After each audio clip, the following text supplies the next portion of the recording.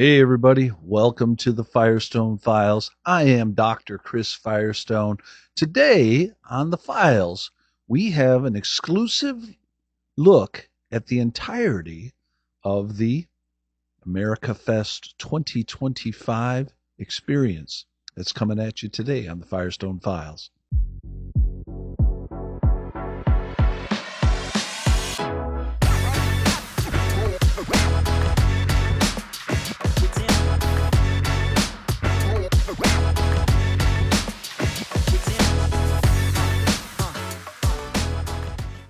All right, everyone. Well, welcome back. As promised, we are getting right to AmericaFest 2025. That happened only a couple of weeks ago, and I was there. I was there for all 4 days. I was shooting constantly and trying to give you guys an insider's look at what's happening there at AmericaFest, sometimes called AmFest. And that's what we're going to be doing here this morning.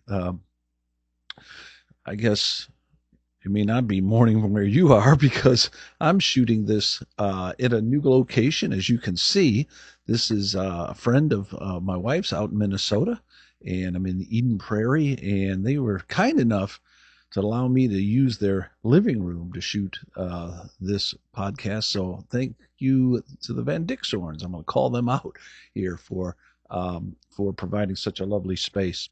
All right, well, let's get right to it. I want to just tell you kind of my mental state and the conditions under which I was attending AmericaFest this year. As you know, I've been teaching on special assignment the first ever prep year program for Turning Point Education, and that is taking place in Fort Worth, Texas, and it's been an incredible experience. 34 students, immersive, holistic, focused on the Bible, the Western intellectual tradition, and the founding documents. It's also got 5 different pathways that students can get experience and mentorship in, and all sorts of other skills and other things that we're doing there. So that wrapped up right before AmFest, and all of us made a transition from getting our final projects done, getting the sort of assessments complete, and then heading to the airport. Let me go ahead and show you a picture of me as I'm emptying out my office, because I'm actually only on special assignment for 1 semester, and I'll be turning the reins over to Dr. Dave Arnott, and he'll be taking over in the spring. And so super excited to see him get that experience, and for the students to be able to continue on in such capable hands. Sad to see my time end, though. There was so much fun, so much activity, so many good friendships and relationships. It's kind of a bittersweet start in some ways to AmFest for me, as I'm clearing out my apartment. My wife and I are actually my son was with us, and daughter were there, and we're clearing out my office and an apartment and packing everything up. They headed back home to Hot Springs, and I headed with the students to the bus that was going to take us to the airport there in Dallas Fort Worth, direct flight to Phoenix. And so that was my transition, was away from prep year proper to this culminating experience that we call AmFest. And the students are super excited about that. They're too sad to see the semester end and for Firestone to be done. But you know, this kind of like Ecclesiastes, there's time for everything under the sun. And my time for immersive, full-time leadership of that program is now coming to completion. So let's go ahead and roll. What I'm planning to do here is to give you guys an insider's look, but what I consciously attempted to do was say what was going on in the videos as I was shooting them. So I'm going to try to limit the amount of time I'm spending here talking to you and get right to the footage so you get an immersive, exclusive look at AmFest. I'm hoping that you'll be able to get a real sense of the energy, of the profundity, of the sort of friendships and positive energy that is there. Um, I've been going now for 3 years. In that sense, I'm an insider. I've built friendships there and relationships there. There are some great people there that I absolutely admire, and what they do is so powerful, so encouraging. And yet, I'm also somewhat of a outsider in the sense that I'm on special assignment, contracted to help them start prep year, but not in the organization full time at this point. So that's kind of the position I'm in. So I feel like I'm able to have the best of both worlds. That is, I have an insider's look, but I have an outsider's kind of assessment and ongoing look at AmericaFest. So that hopefully will be of interest to you. I highly encourage you to consider attending AmFest yourself in the future years. I know I've been to conferences, various conferences in the academic world, certainly, over the years. There is no better bang for the buck than AmFest in terms of getting to meet people, seeing the significant speakers and personalities and companies and people of interest in sort of conservative Christian thought. And so I would encourage you to attend and kind of get a feel for yourself. But in lieu of that, enjoy this podcast, because we're going to be able to take you hopefully inside so that you can get a sense of what's going on. So let's go ahead and we're going to do this chronologically.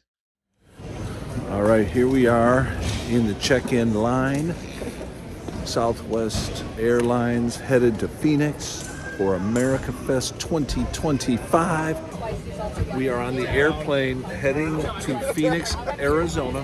I'm here with the prep year students, sitting next to Anna, and the rest of these knuckleheads are back there. We got the entire back of the airplane, which is really cool. All right, we are on the bus, leaving the airport, headed to what's the hotel room? The Sheraton. Hoping to get in tonight and see what's going on. Yes? All right, we are off the bus here at the Sheraton in downtown Phoenix. Lots of things happening. Nice 47 hat there, sir. Well, day one, Thursday. We're going to try to check in early, see how that goes. All right, well, we got ourselves into the hotel, checked in. There was a long line at the hotel check-in. Everybody was able to make it through that line, and I believe it was approaching 3 o'clock at that point, where we asked the students to go get their room set up and drop their stuff off, and then we'd meet back down in the lobby at 3:30, and we'd head on over to get our, to check in, get our badges and so forth. Now, what we encountered next, well, yeah, it's one of those things. If you saw the memorial, you'll recognize the huge crowds. They weren't quite that bad as the memorial, but they were lengthy. And so when we got there, we had to wait in line to check in. The students waited in this long line, and I kind of snuck out of that line and went around to the staff entrance, where I was able to get inside and get my staff badge.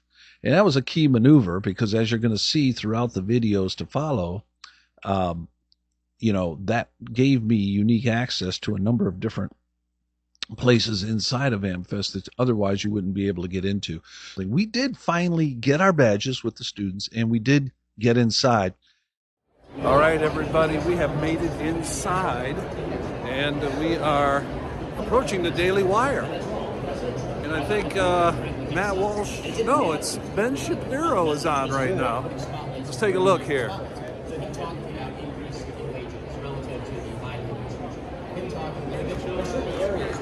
Look at that, one of my heroes already. I just walked into the place, Ben Shapiro.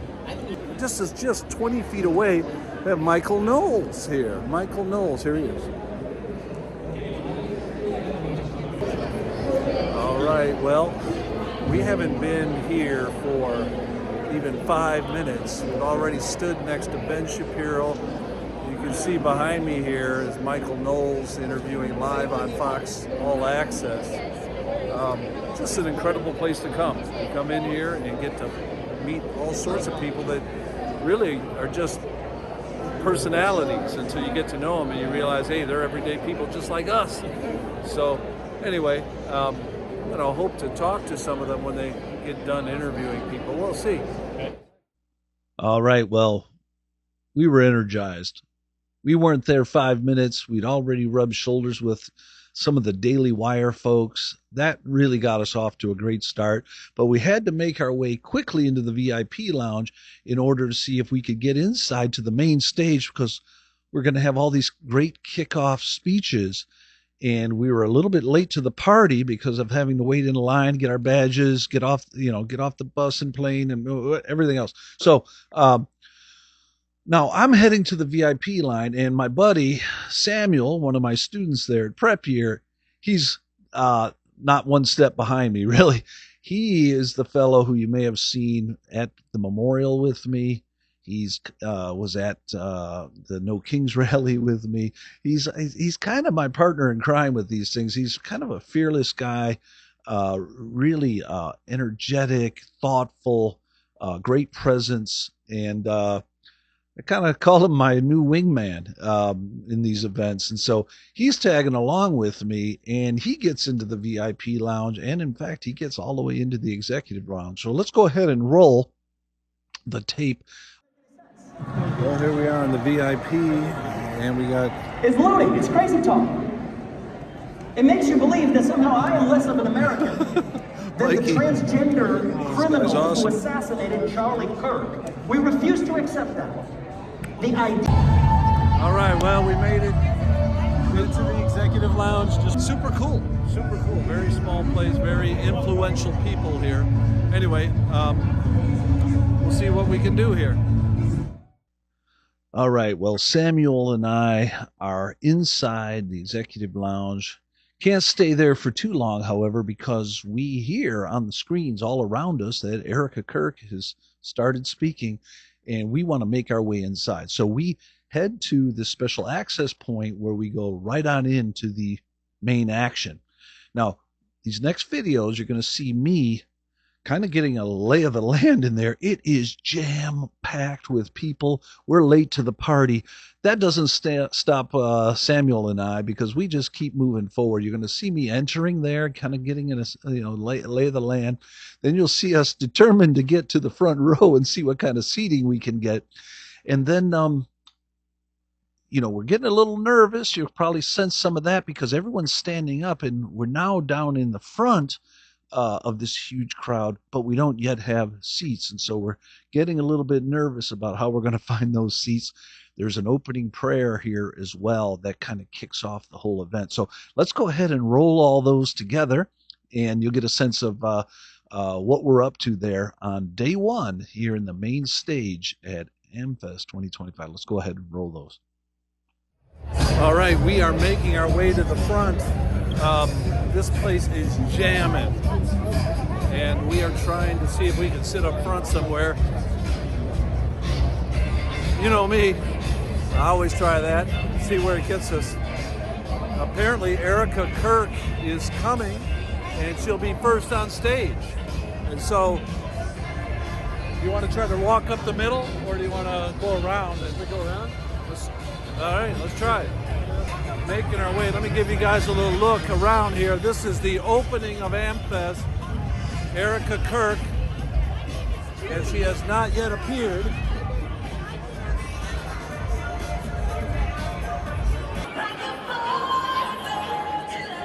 So, Turning Point is rocking, as always.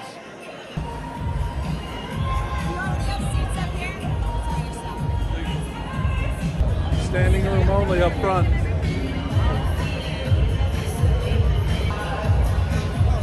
When everybody sits down, we're going to have some trouble standing out here. Yeah. Let's shout the name of Jesus in this place right now. Everybody, lift up the name of Jesus. Would you please remain standing for the national anthem?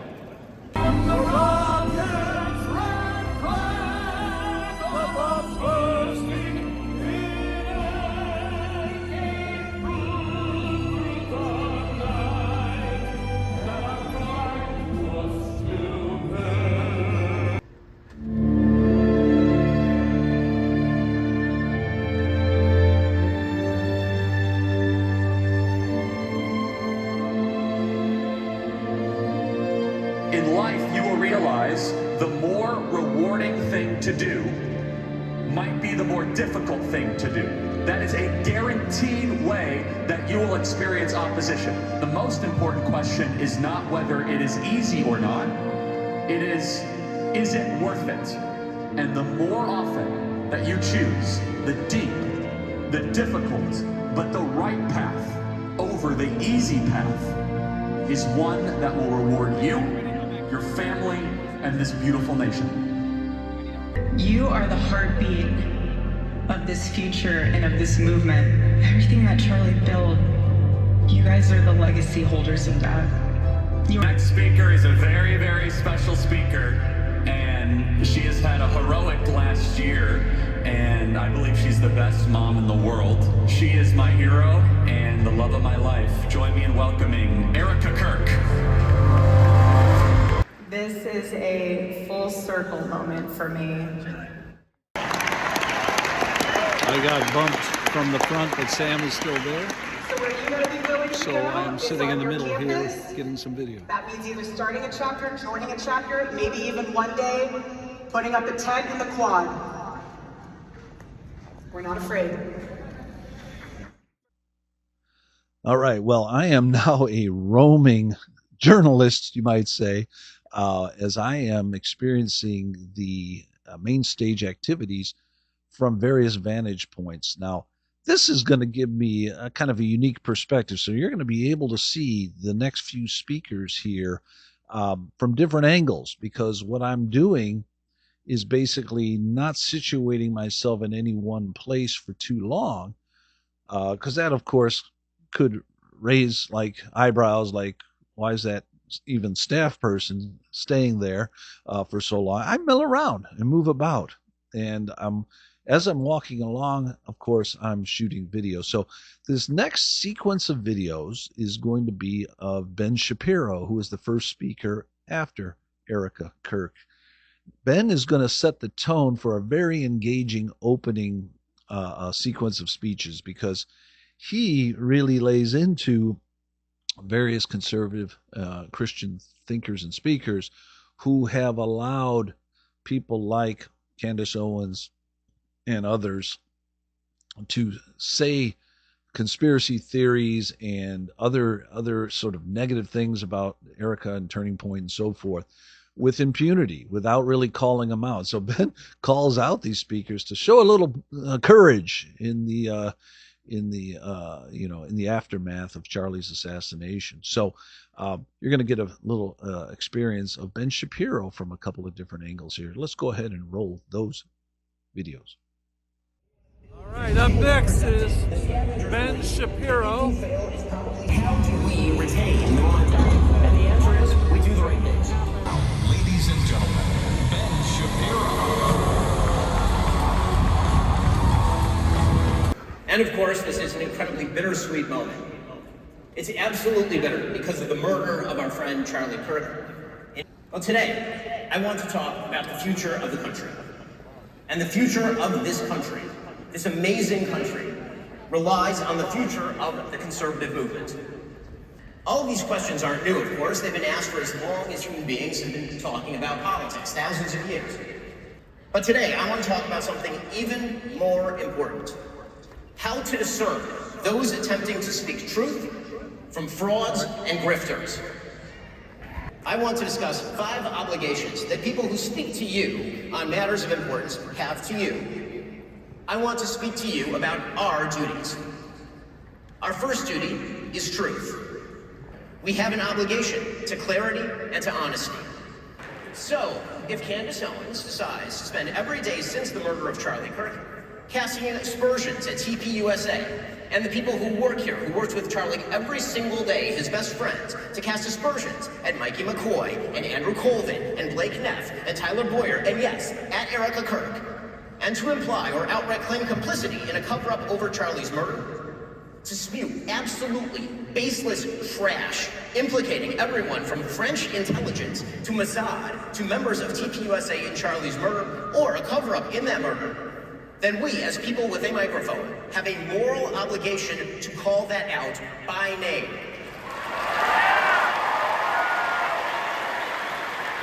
And the people who refuse to condemn Candace's truly vicious attacks, and some of them are speaking here, are guilty of cowardice. Yes, cowardice. Actual evidence. Yes, there was a Ben is doing a heck of a job showing the Emperor has no clothes on, with all sorts of conservative and non-conservative pundits. Yes, there was a I love it. conspiracy. About time we got some academic prowess in this discussion. There is only one moral side here, Erica Kirk's side. But you have duties too. Far more important duties. Duties to God and to yourself and to your families. The duty to do the best for yourself and your family and your country with the abilities that God gave you. All of that, every bit of that, begins with truth. We owe you that quest for truth. You owe yourselves that quest for truth. And true victory only comes through truth. Thanks so much. Happy to take a couple questions. All right, we're moving on to Russell Brand. Merry Christmas to you. Praise the Lord. The opportunity for community, the opportunity to be different, Lord. I thank you, Heavenly Father, for Erica Kirk's boldness and her bravery, and for her example of forgiveness. And surely, if she can forgive the people of the man responsible, Lord, for the murder of her husband, surely this principle of forgiveness is something that we can all extend. Lord, may we know your grace, may we live in your grace, and particularly when it's expensive to us, when it costs us something. Well, we just heard from Russell Brand. I think it's Tucker Carlson coming next. Of hearing about the death of the West. Oh no! Who refuse to get married and have children. Michael If a Knowles. politician cannot tell the difference.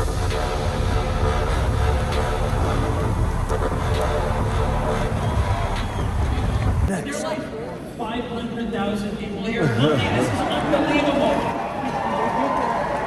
Everyone in this room, I suspect, has paid tribute to Charlie in some way or other over the past few months. Pure in heart, for they shall Knocking see it God. out of the park. Blessed are the peacemakers, for they shall be called sons of Down to God. Beatitudes. God bless Charlie and the Kirk family. God bless everybody. Thank you.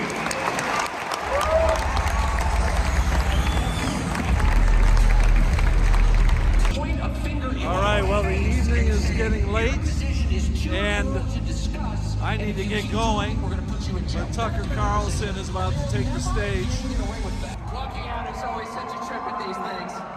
I just got here, and I feel like I missed the first part of the program. I hope I didn't miss anything meaningful. But I just want to say, I don't think I did. No, I'm just kidding. The one thing I really appreciate about Ben Shapiro is he doesn't pull any punches. He really is about trying to do the right thing. He's strong on maintaining your moral outlook, and he calls us to be truth tellers, but also to raise the bar of scholarship in everything that we do. He says that a lot of the speakers today that we have out there are just making us stupider. And so that was a great way to sort of conclude what Ben was saying there. Now, as we move from Ben, the next speaker was Russell Brand. Now, this is an interesting guy. Russell Brand comes from a background that's pretty sordid, but he became a Christian, and he has kind of put that life behind him, the old Hollywood life behind him, and now he is a fairly convincing evangelist, honestly. At least I don't know that much about Russell Brand, but I do know he's engaging. He's got that British accent. He tends to be winsome, and he pulls no punches in terms of his Christian conviction. And as the time winds down, when we got to Michael Knowles, and when we got to Tucker Carlson, seats started opening up a little bit. The evening, the later speakers, people are getting tired.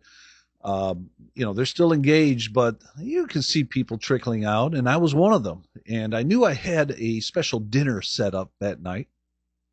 The dinner was for potential students who are interested in Champion Christian College. And so these were the prep year students, a small cohort of them. And President Eric Capacey was with me. You may remember him from an interview in a previous Firestone File.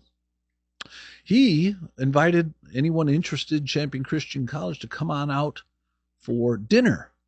And so we had such a large group, as it turns out, that was interested. I don't know if it was the free meal or Champion Christian College, whatever it was.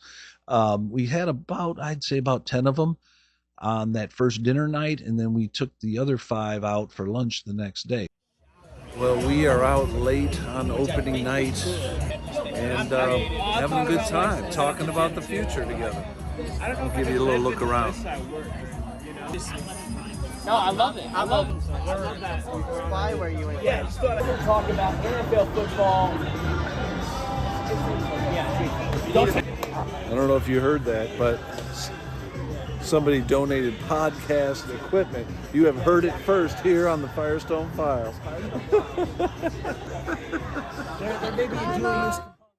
All right, well, that was the end of day 1 at AmFest for us.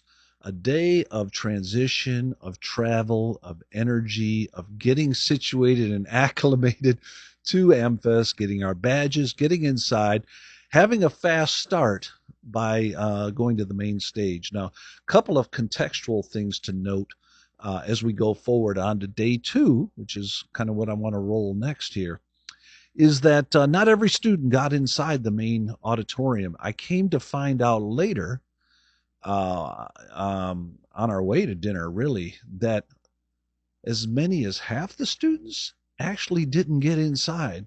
They went through the main entrance and had to wait in these fairly lengthy lines. And by the time they got up there, only, I don't know, maybe a third of the additional students got in.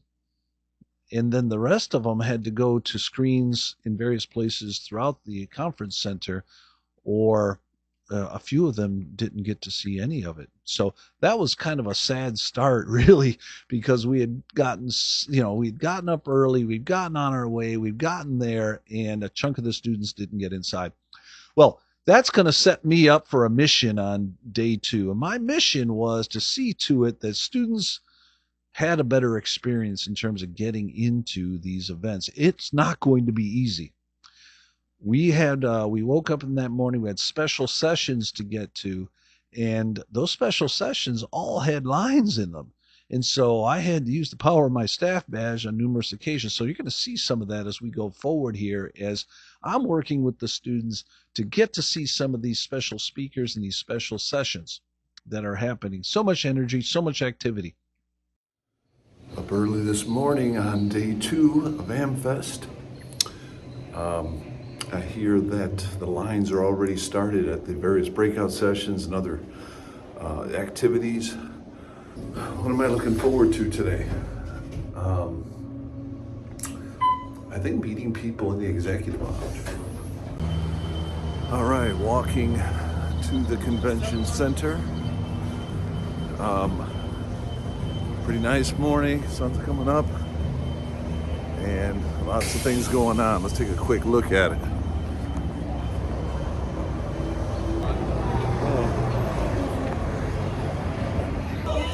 All right, first thing in the room, we got, I guess, a guy named MAGA Hulk. Let's take a look at what's going on.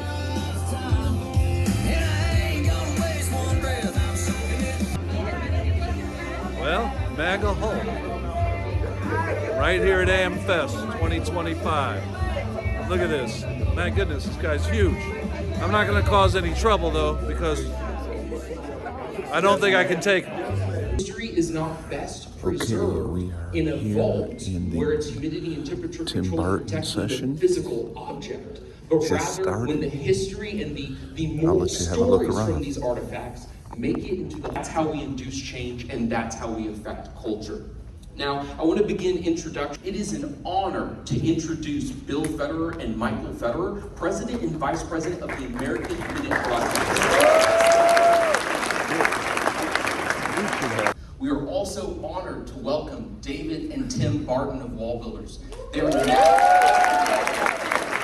to be a good session. We have a list of questions that we want. That is, when we say that history is being hidden, what is the most foundational truth that you believe America has been intentionally removed from Americans in understanding and taken away from our discussions in the public forum? And the Bible is the most quoted source in their writings, and it's not even close. So the most influential source in the founding was the Bible. The founding fathers were largely anti-slavery. We can go down the list, but this is the kind of stuff that today, when you actually hear about America, we hear far more about how bad and evil and oppressive America was. In the year 1087, the Turkish Muslims are invading Turkey. All 7 churches mentioned in the book of Revelation were wiped out by Muslim Turks. And but in 1625, one of the pilgrim ships had 800 pounds of beaver skins. They're sending it back to England for trade, and a Turkish man of war captures it and brings it down to Morocco and sells the crew into slavery. So the ship Maria, and stick 300 of our American sailors in the dungeons of Algiers, Tunis, Tripoli. And so Thomas Jefferson is sent as an ambassador over to France to meet with the Muslim ambassador, Abdurrahman. And he's like, why are you enslaving us? What did we do? And he goes, no, it's just written in the Quran that every nation that does not acknowledge Islam's authority are sinners, and it's their right and duty to make them slaves, and any Muslim who should die in battle is sure to go to paradise. And so Jefferson had a Quran to figure out what's in this book that makes him want to attack us. And Second Barbary Pirate War. And so this is something that's left out of history, right? And so this was the first foreign war. 20% of our federal budget was going to pay off these Muslim pirates until we won the war. Okay, that was the first session. Now I'm headed to a second session. I heard through the grapevine that it's filling up pretty quickly. Oh my goodness. Yeah.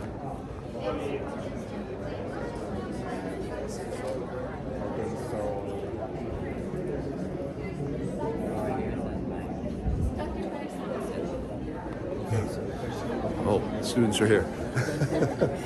It looks like standing room only here in the education session. I managed to get 2 of our students into 2 open seats, but there are a lot that are just standing and not having seats. Let's take a look around the room.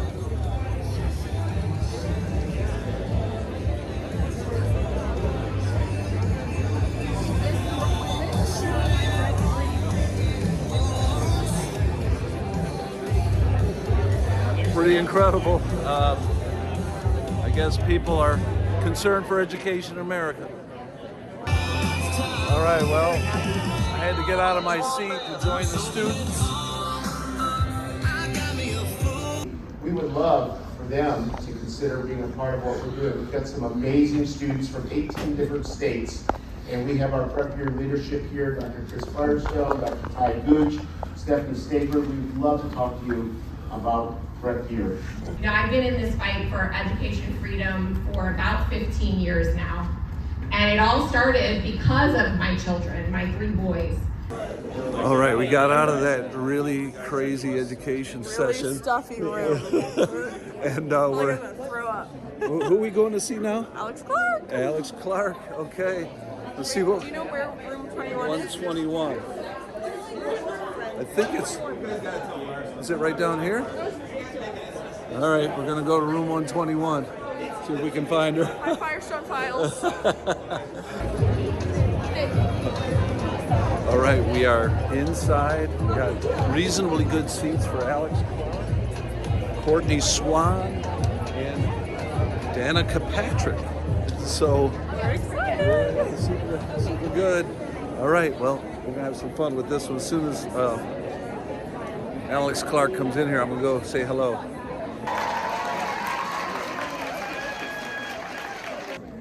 Hey everyone! Wow, judging by how packed this room is and the line and the fighting that's happening in the hallway because they want to get in, I would say that we all really want to make America healthy again. Courtney and I met last September testifying at the Senate with RFK Jr. and Callie and Casey Means and the Food Babe, protesting and talking about the chronic disease epidemic that has absolutely rattled this country. All right. Well, as you can see, got up early, got going, had some students in tow, but everybody's got a slightly different game plan for day two. One thing I really appreciated about the students is their resilience. And although there were quite a few of them that were sad because of not being able to fully engage on day one because of the logistics of having 30,000 people at an event meant for 20,000 people, they still got there, they got situated, they regrouped, and we got on the road early in the morning. Well, having finished up the morning sessions, and, they were an adventure for sure, we made our way to a different part of the conference center, and a couple of students were interested in going to the student lounge. And this is where students can gather. I think you have to be a certain age to attend that and have a student ID. And so that's where we went. I walked them over there and was able, again, long line, was able to get them inside. Again, part of my mission on this day was to help the students have a little bit better experience. I think that they're a priority for Turning Point, but hard to maintain your priorities with this kind of mob, just people everywhere. And so I was able to get a few of the students into the student lounge in a timely way. All right, well, I've made it into the student lounge, and there is a line of students outside to get in this place. I think they're just dying for a place to socialize in, and I think they've given it to them. What an amazing, amazing layout here. Let me take you around and have a look.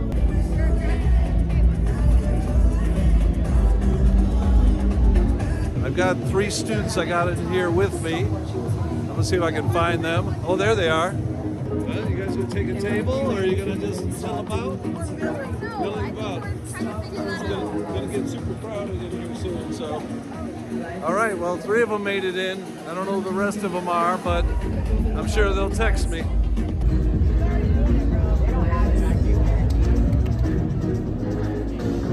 All right, so much fun going on in here. Man, they are just streaming in. A bull ride, a dance floor, and a variety of other games. I even saw a checkerboard. I'd like to see a chessboard, but a checkerboard's fine as well. Well, I didn't have anything else on my immediate agenda on day 2. And so, having been there in the past, I knew it was likely that there was a lot going on Media Row. So I made my way out of the student section and down into the Media Row area. Also, I popped into the VIP section because, there's lunch and there's some food there. And so I was going to, had a plan of just milling around Media Row and going into the VIP section. So that's what I did. And so in this next set of clips, you'll be able to see Rumble, and you'll see the Charlie Kirk show, and then you're going to see me make my way over to the Daily Wire again, and there we find Mikey being interviewed, and it's a fascinating interview. So I'm going to go ahead and kind of roll these in sequence and culminate this sequence with Mikey talking about Charlie Kirk.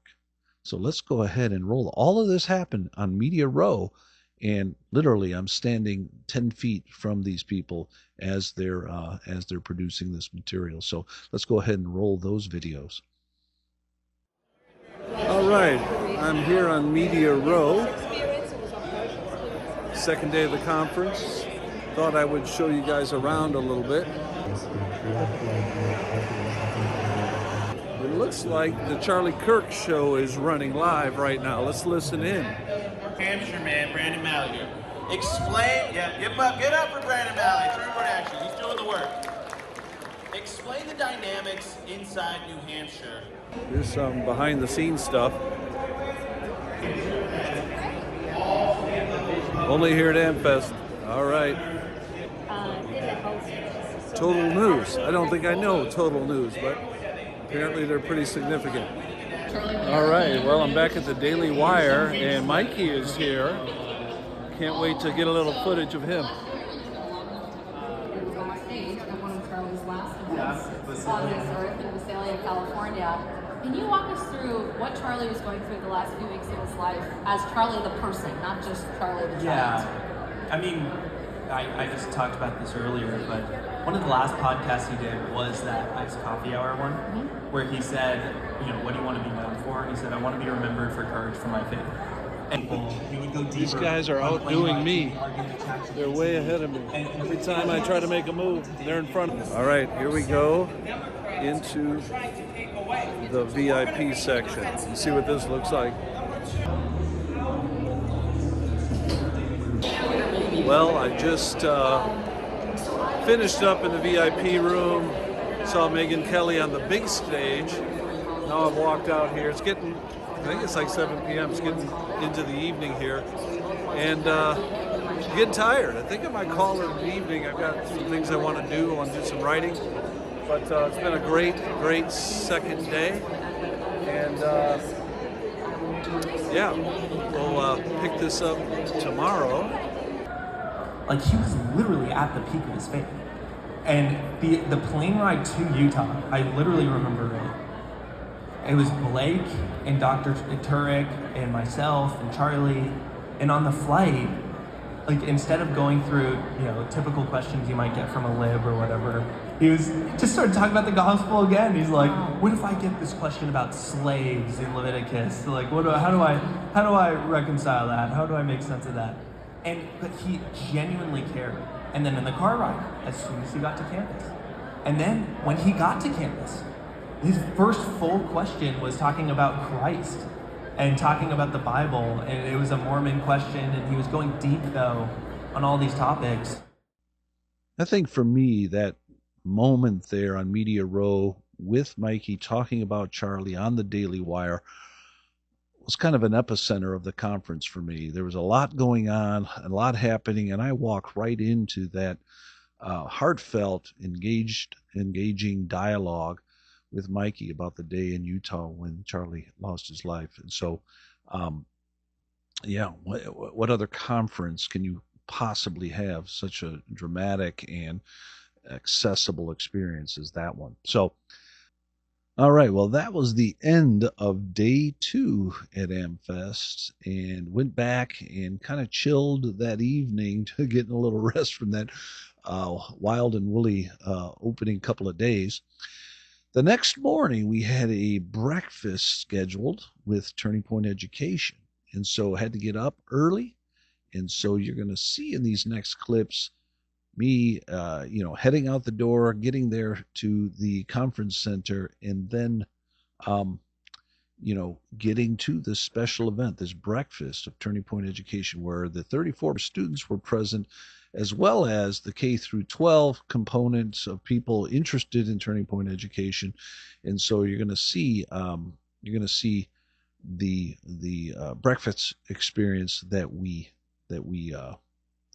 had there in the morning of day 3. Let's go ahead and roll that. All right, well, we are here at the Turning Point Education breakfast and getting set up, and lots of coffee and good people around working on getting the event set up, and lots of positive stuff going on. So looking forward to saying goodbye to the students, and hello to Dave Arnott, who's standing behind me here. Turning Point Education, early adopters, supporters, friends, and we also have getting some very started students here. with us that will a little later.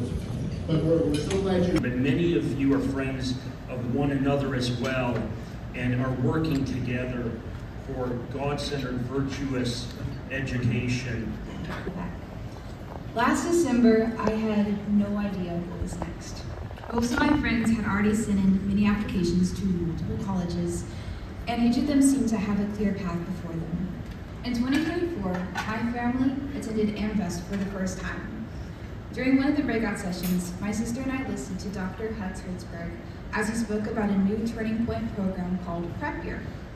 In this program, students would dive into the great book, the Bible, the great documents, and the great books for 9 months, all while being mentored by leaders and learning alongside students who hold similar values and standards of excellence. Prep Year has been one of the most formative experiences of my life. and I have met so many remarkable people who share my values, sharpen my thinking, and inspire me to pursue creativity and excellence with purpose. Being surrounded by students who share a vision to impact the world for the glory of God has been both refreshing and deeply encouraging. You know, we live in a day where men believe that they can get pregnant. And I think that is a foolish thought. Anatomically, physiologically, biologically, and the likes, it's impossible. I say this from the bottom of my heart. My wife gave birth to all three of our children. Okay, well, that gives you a sense of the breakfast, roundtables, special speakers, Turning Point Education, sharing the various components of its mission. Hopefully that gives you a sense of some of the students at Prep Year. These are amazing people. Isaac Elliott in particular was a worship leader, or the worship leader, for the first semester at Prep Year. And he was the person, I think, or the student maybe most influential in those early periods after Charlie's assassination. He led us in worship with grace and with wisdom and with a real sense of reverence and honor for Charlie. And so I really call out Isaac Elliott for that amazing work that he did there. And of course, this speech was no joke either. In a big crowd, he delivered an excellent speech. So now, after that was over, we made our way out of the breakfast area there, and on our way, I was with another student named Jude Carlson, and another great student, by the way, walking out of the Hyatt. Just had our education breakfast and met with the students here at the end. Always some important people walking by. Who is it? Ken Paxton. Ken Paxton. I guess he's running for. Is he running for Senate here? He's the Attorney General, I'm pretty sure. Attorney General, and running for office, higher office, I guess. So pretty cool. You never know who you're going to bump into at AmFest. Matthew Swift. Oh my goodness. Hey man, it's good to have you in town, brother. Yeah. I wasn't at the breakfast. But thanks for that. Well, you were up later than me, so you had to, pull yourself together. Let's see if we can get these boys in. What do I need? Oh, this thing. I'm going to guess the name tag right, but let's take a look. Man, that's great. Maybe you want to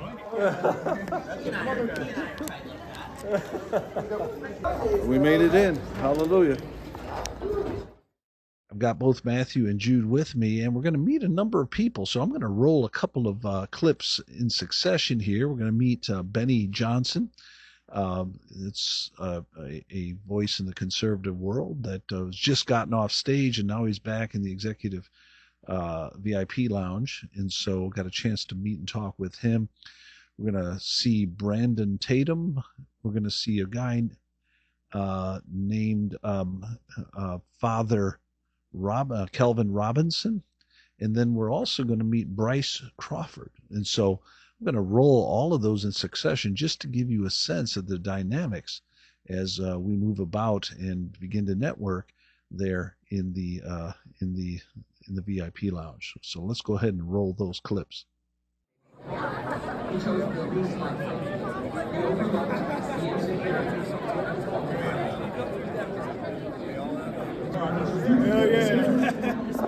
Got Brandon Tatum here, Officer Tatum.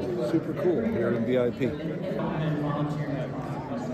Many of them don't even have a son. They're here because they're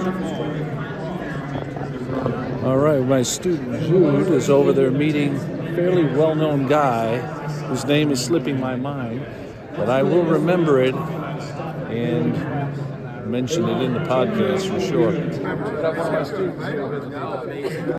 Well, we've made our way from the breakfast into the conference center. Now we're in the VIP lounge, getting to meet people there and some great personalities and voices in the conservative sort of Christian world. And now we're ready to move on. And so we're going to move on. We heard that Erica Kirk is going to be speaking in a much smaller venue in the exhibit hall. And this is where You have a lot of different things going on. You have some media things going on there. You've got the Turning Point stations, which are the departments of Turning Point, which are in the center there. You've also got a number of corporations that have presence there. That's in the exhibit hall. So we made our way in there, and there's a vast crowd there. So let's go ahead and roll the clips. All right, we are here in the center booth area. Right behind me is Turning Point Education, and next to me is my buddy Samuel. And we're waiting for Erica Kirk to come into this smaller venue to talk to us. I want to be doing more. Obviously, like, not in the stage of life where I'm married, having kids, and I go through this thought pattern of like, what would be the... Hey, what's going on? This is for the vlog. Yeah, what are you doing here? Just waiting for Erica. And we just keep moving forward. I think my students are starting to outdo me. I blinked for a second, and they're in front of me. I don't know how to... I'm not exactly sure how my students got to the front, but they just snaked their way all the way up near the stage. Be able to serve, just how I said earlier, focus on things that are eternal. Spend time with your family. Another thing is too that Charlie would always say, and I agree with him, if you go to a good Bible-believing church, let your pastors and your pastor wife know, like, hey, I'm looking for my future husband. It's nice for when people that you trust that pour into you, that are mentors, are able to help also encourage you that there's other people that you can start talking to and meeting, rather than, again, just relying on apps. So God is the author of time, and He knows exactly when you need the love of your life. Not a minute too late, not a minute too soon. So just rest in God's timing. God bless you. Thank you so much. This was a dream come true. Okay, well, after the Erica Kirk presentation and people started to disband, and there was a smaller crowd that was still lingering about for Megan Kelly, who was going to show up. And so I stayed around with the students talking at the booths and doing a little mingling there. And then I went and waited in the smaller crowd for Megan Kelly to show up. She eventually did, and so I'm going to go ahead and roll the clips with Megan Kelly in this more intimate conversational space, still in the center of the exhibit hall. Megan Kelly has arrived, so super cool. Oh, so great to see you all. God bless you for coming. This is an incredible turnout.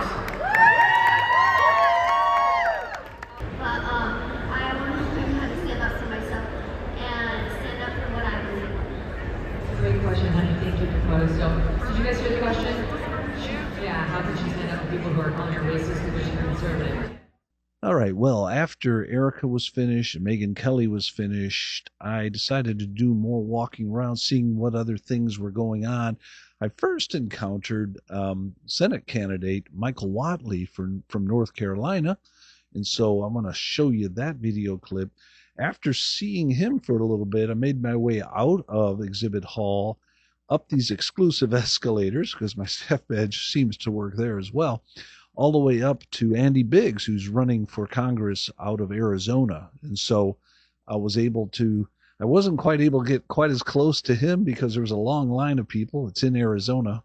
And so, but I can take you kind of through that experience. All right, well, we are in the sort of media area here. Got Bill Federer here. Hey, Bill, good to see you.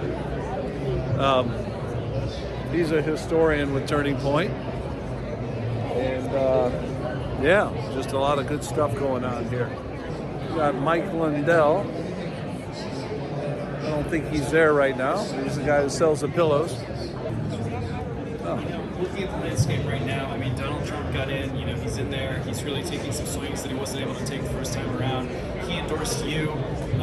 There is now, though, some division on the right, and some forces out there want to exploit that. Obviously, I'm a big believer that I need every vote, right? So I'm just pulling everybody in, and I'm reminding them, yes, here's the deal.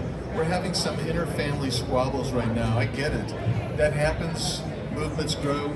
they have those squabbles, but in the bottom line, they need to remember what it is we're really fighting for.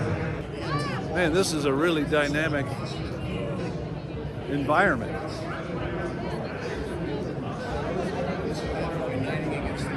The former RNC chairman and candidate for United States Senate in the great state of North Carolina, Michael Wiley. Michael, thanks so much for joining. It's great to be with you guys.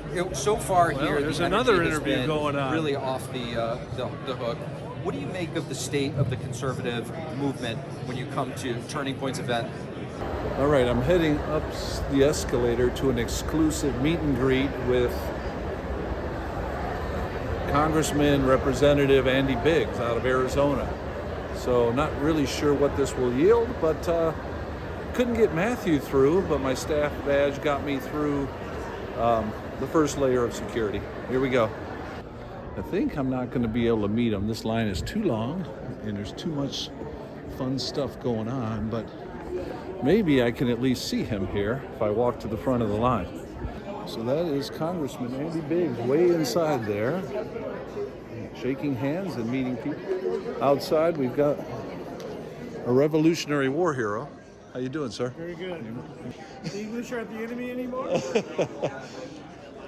I sure hope not, but...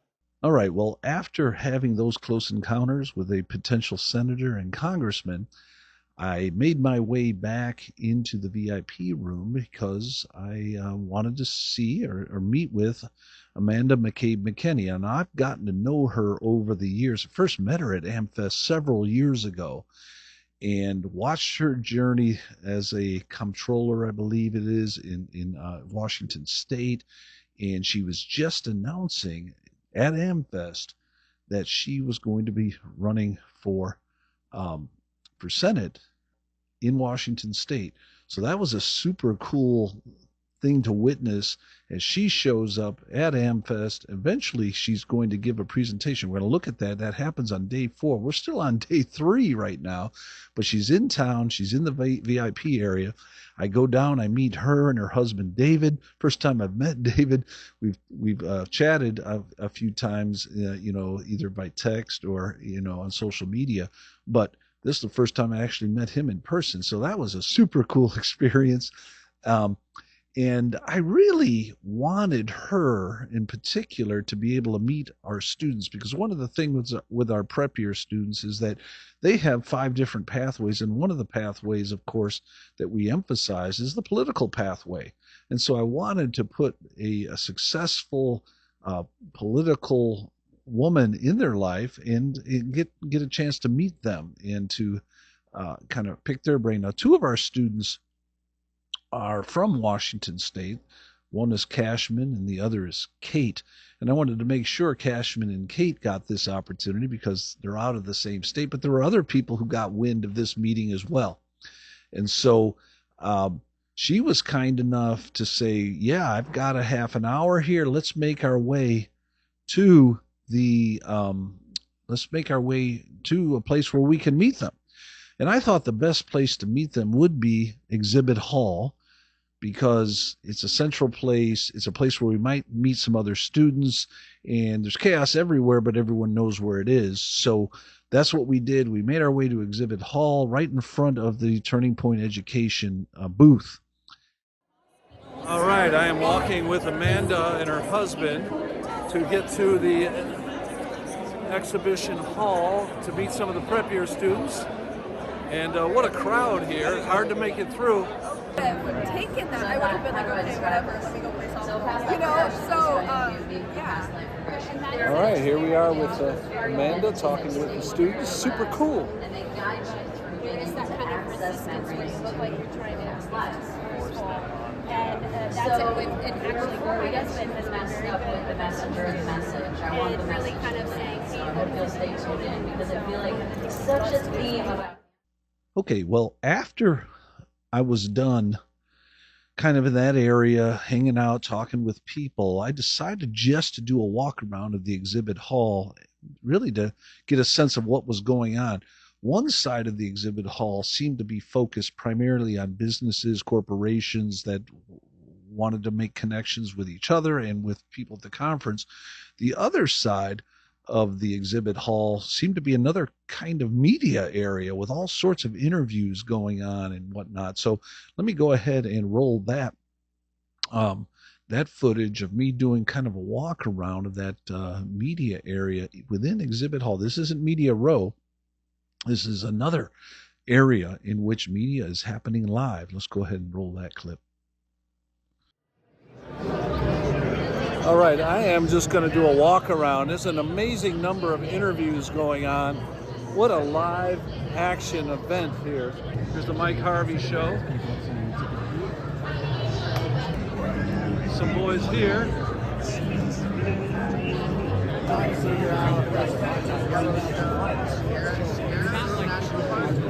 Got the Kingdom Network here. Crockett, an AOC, and Gavin Newsom to be the leaders of inflationary spending, a woke America, a weak America. That's not what the American people want. The American That it's a... the rally last night was absolutely fantastic. And his... I'm not a fan of solar and wind. That's a chimeric. That's a false god to worship. You a nuclear guy? I'm a nuclear guy. I'm a natural gas guy. So we're just going to keep moving. We've got various other outlets here. It just doesn't end. I see OAN Network. They don't have an interview right now, but it sure looks like they're going to have something soon. Let's take a look around.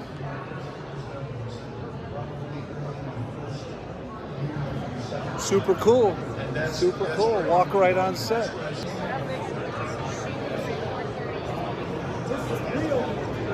Just giving you a sense of the activity and all the energy around here.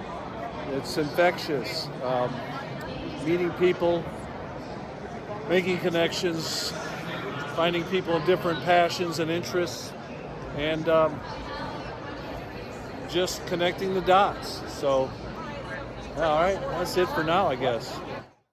Well, after all of this kind of fun stuff going on, started to wrap up for the day and made my way out of the conference center. A number of students were with me.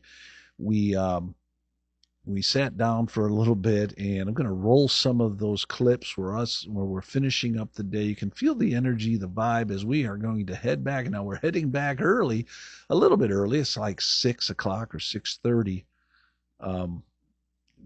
Because there was the Chicago Bears were playing that evening. I guess it was Saturday night, and I didn't want to miss that. I'm a Bear fan, as you may or may not know, and they were playing the Packers in a really important game. Well, as it turns out, the Bears did beat the Packers in kind of an instant classic. So that was a super fun evening over at the Sheraton Hotel right there in the lobby. We're leaving now because the Bears are playing. We're going to make it back to the hotel, watch them hopefully beat the Packers, but we'll see. I hope I didn't jinx them. I know, and is the pizza official? Yeah, we're going to get some food. I got a lot of money left over on my credit card, so anyway. What's up? Live. Firestone Files are over for day 3. I hope I can walk back to the hotel. It's been a long day, but pretty fun. All right, well, this begins the final day of AmFest. This is day 4, Sunday. Now, day 4 is going to be another one of these extraordinary days because J.D. Vance and Erica Kirk and possibly Donald Trump and a whole host of other speakers are going to be there to culminate the AmFest experience. And we know the crowds that are expected, and we're going to be taking action. So one of the things I'm really proud of the students on is that they corporately decided, and this was, I don't know what percentage of them, maybe half the 34 students, decided to get up there at 2 a.m. and get on site and get in line. And so they were in line in the front of the conference center at 2 a.m. and understanding that the doors were going to be opening at 6 a.m. and they were going to make their way in to get premium seating. Other students were going to potentially follow me. I was targeting early entry before 6 a.m. through a staff entrance. And so I was going to take with me whoever was wanting to go and give that a try. Now, there's no guarantee on that. You might get bounced, in which case the plan was to go back into the line with the students who had got there at 2 a.m. before 6 o'clock when the doors opened. And then there was another group of students that was hoping that they'd be able to save some seats, but they were planning to come just a little bit later. It wasn't actually going to get started, I believe, until something like 8 or 9 a.m. I can't remember the exact time, but it wasn't going to be right away. But they were going to come closer to the actual start time. So this is a kind of multifaceted plan. I end up going there and I get out the door, and I'm getting texts all morning, by the way. And this is from 2 a.m. all the way to 6 a.m. The crowds are huge. Better get moving. You'll never get in otherwise. But I, of course, had the staff badge, and I said, look, anybody wants to meet me downstairs, let's do it. So I met around 5:30, and Matthew Swift, who works with me at Champion Christian College and has been to many AmFests in the past with me, and Ariana from Alaska was also there. And so we make our way over to the event, and they follow me to the staff entrance, and they were able to get inside. Now, we had to walk around the entire building to do that, and it was a little risky because the lines were actually wrapped around the entire conference center.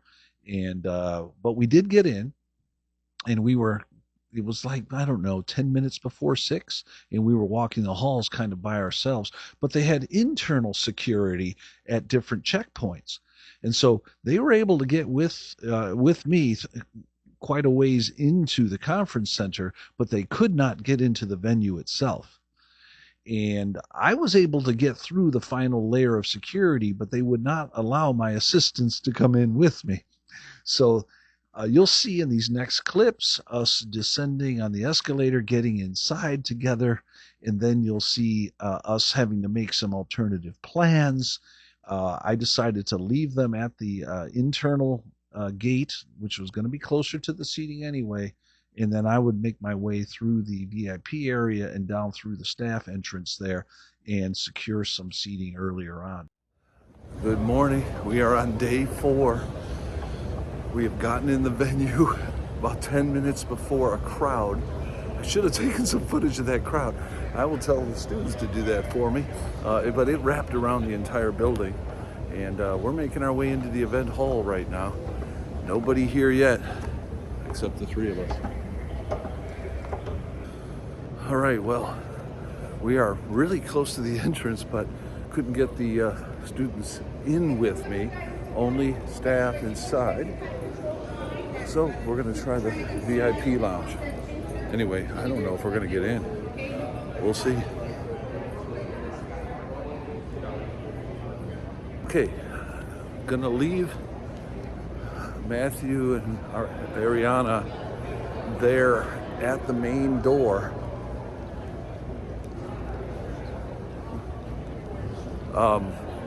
In order to help to get them in.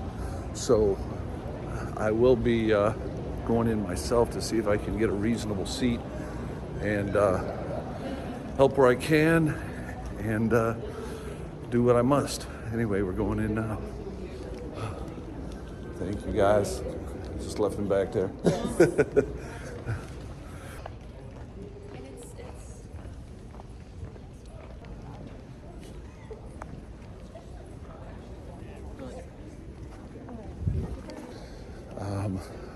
I'm walking past everybody, but man, it's really something in here.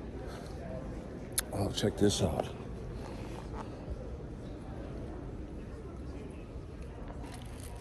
Three more rows for you guys? Okay, we are live at stage, and right up front here looks amazing as always, and gonna have a seat right here on the right hand side. All right, they're doing a test of the broadcast system. I can already tell it's going to be powerful. All right, well, the chaos has started.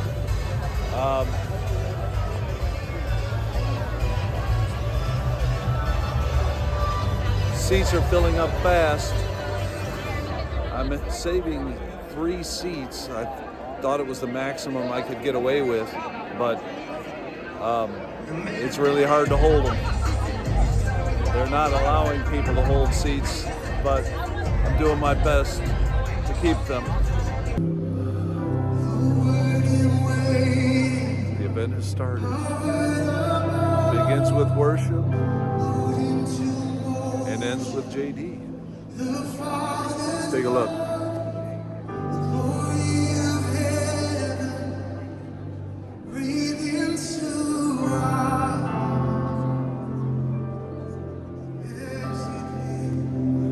I see the students in the front row down there. Super cool. We got most of them in. I'm still waiting for a few more to show up, but I think we got 2 seats left. One over there and one right here. So, all right. Coming back at you later. As you can see, things are really heating up, and everyone's excited to get started with the public presentations. Now, one of the reasons I was there that early was not only that I wanted a seat, but also Amanda McCabe-McKenney, who we saw earlier in the video. She was actually being supported by Turning Point, and so she, along with 3 other Senate candidates from around the country, had an opportunity to speak. So right at the beginning, they had these 4 candidates who were interviewed at the center of the stage. So I want to run a little bit of that interview with her. I also want to run a few of the other speakers that came right after those 4.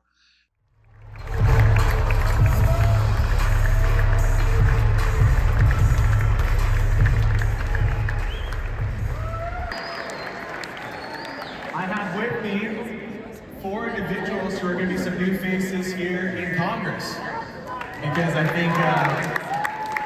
think we need a lot of new faces in Congress. Super excited. Amanda McCabe-McKenney is coming on right now. Everyone, just a quick shout out to all the students out there, and I know that there's some Turning Point preppier out there, and I see you. Just wanted to say, Amanda McKinney, I'm running for Congressional District 4 in Washington State. Go to the Rumble chat. We have a question. What motivated you most to run? Let's start with Amanda. Yeah, that one's really easy. And actually, it happened when there was really a betrayal to President Trump. My congressman voted for impeachment, and I knew that I needed to find a way to retire him. Today, in 2025, as we turn the calendar into 2026, the heartbeat of the conservative movement is here at Turning Point USA. Yeah. The first is the 47th President of the United States, Donald Trump.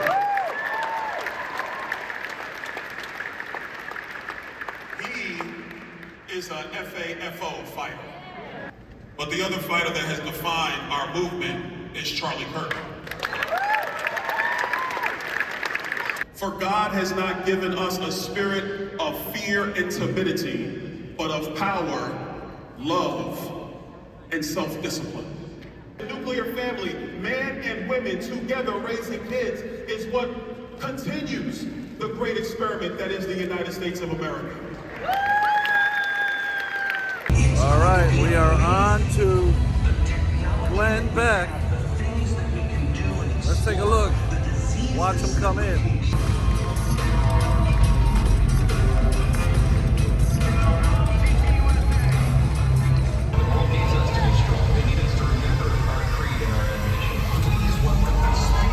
Mike Johnson.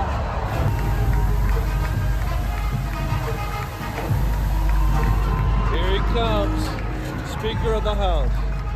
It's a pretty simple thing. I think the best way to honor Charlie's legacy is to live as he lived. I think we should advance his principles, and I think we should adopt his approach. That it is easy to take freedom away from a people if they do not understand the source of it.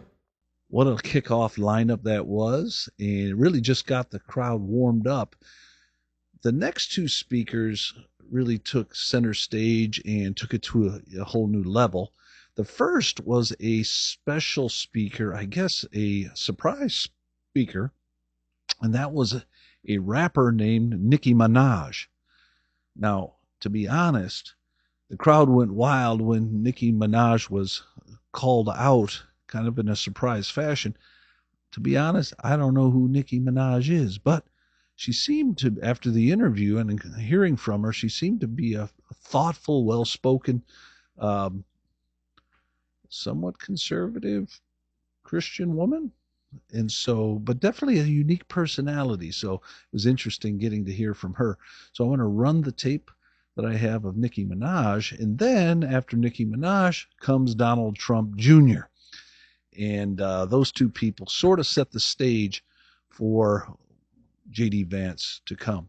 Now, interestingly, with Donald Trump Jr., he did something that I have done many times in my classes over the last 25 years, and that is used my cell phone to call someone special. She's got the longest tenured career probably of any female rapper in history.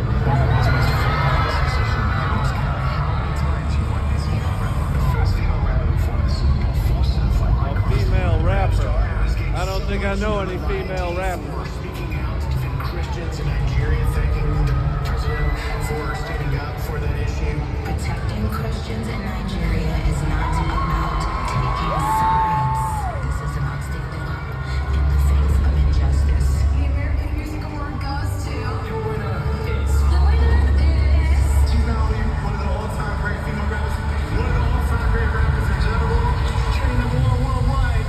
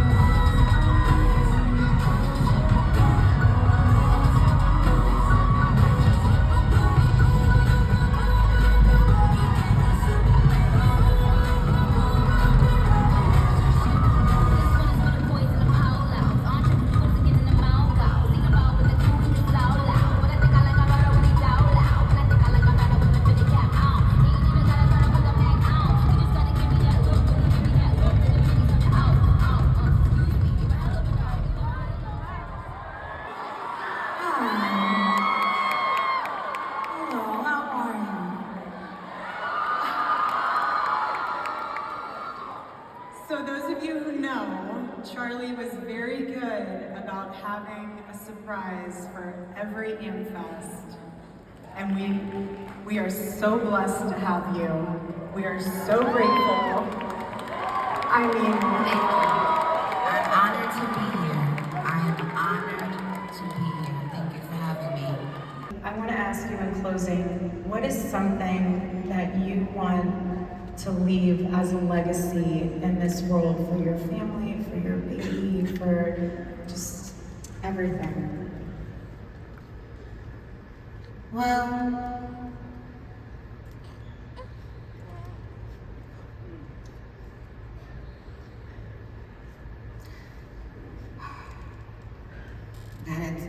that it's okay to change your mind.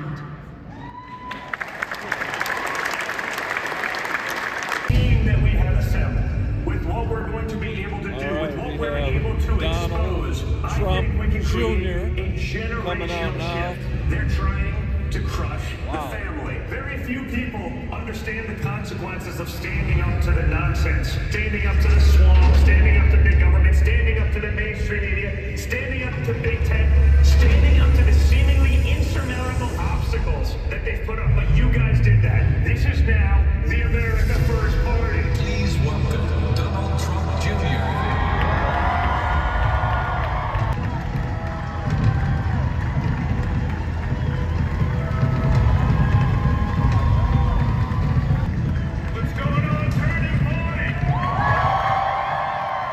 Charlie's courage is why you guys are all here. His willingness to lead, to push people through is incredible. And honestly, I was concerned. I was worried.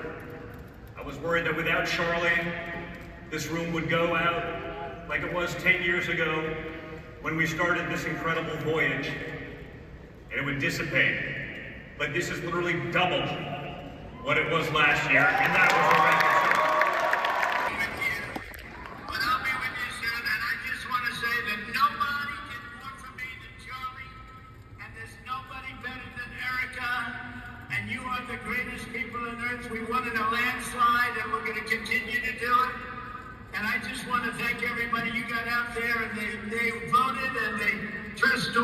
Files.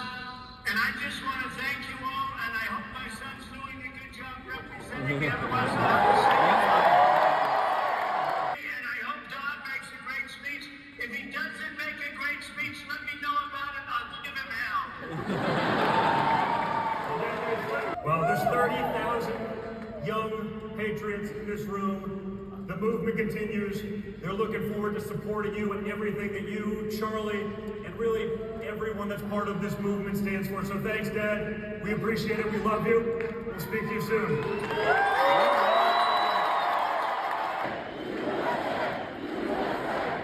That was Donald J. Trump and Trump Jr. How far they will go. We have all witnessed it. We have all seen it. But understand, the only thing worse than that is the consequence of our apathy if we sit it out, if we don't get out there, if we don't do everything in our power to do that. So get out there, get unafraid, and in the words of your favorite president, fight, fight, fight!